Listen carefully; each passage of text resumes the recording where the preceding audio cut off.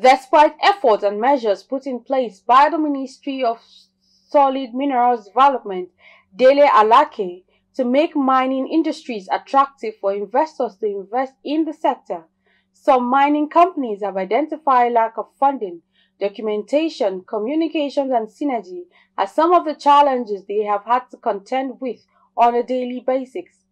In this special report, Clearview News' Imofono Okon, who spoke with some mining companies, reports that mining companies want federal government's full interest in the sector and not just paper presentations and lip services. Declaring war on illegal mining in Nigeria on September 3, 2023, Minister of Solid Minerals Development, Dele Alake, said he has also introduced a security task force and mines police that will help the country combat illegal mining and smuggling. But mining companies, in their reaction, said federal government is not showing full interest in the mining sector as FG focuses more on conferences, paper presentation, and lip service with no action to match the spoken words. First of all, we have communication problem.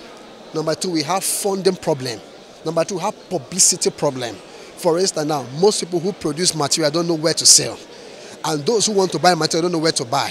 For instance, now, those for us who operate in the rural areas, one of our challenges we have, there's no communication.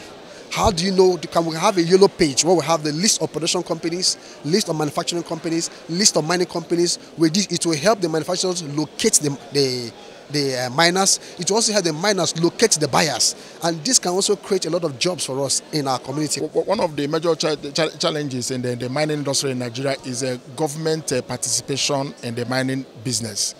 Government doesn't seem to be very, very interested, but I see that this present administration is trying to reawaken the interest of government in the mining business. Now, we have a lot of artisans, and most of these people have poor knowledge when it comes to mining.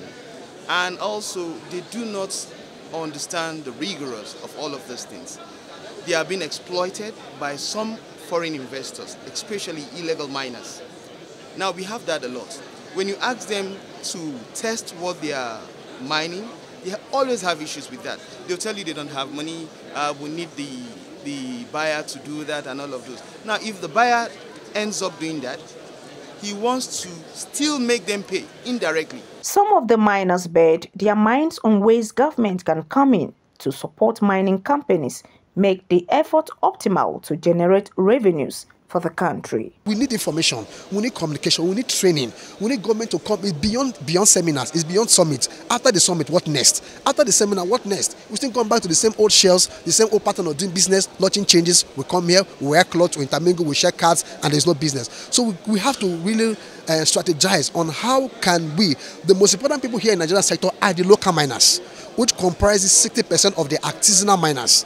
Now, if you can reach them, we will solve 60% of our mining issues.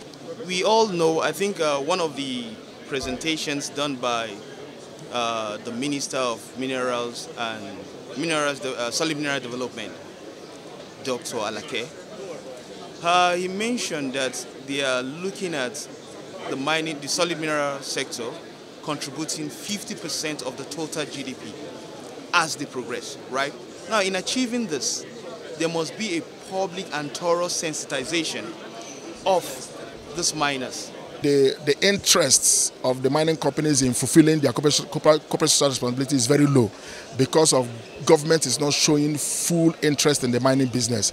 Because if the incentives are there, the company is willing to go all out to make sure that whatever agreement they have with the community is is highly kept. Nigeria is blessed with abundant mineral resources ranging from oil and gas to gold, diamonds, and other minerals deposits. Experts say these resources, if properly managed, have the capacity to move Nigeria beyond a mono economy that is mostly reliant on oil and uplifts the living standard of the average Nigerians.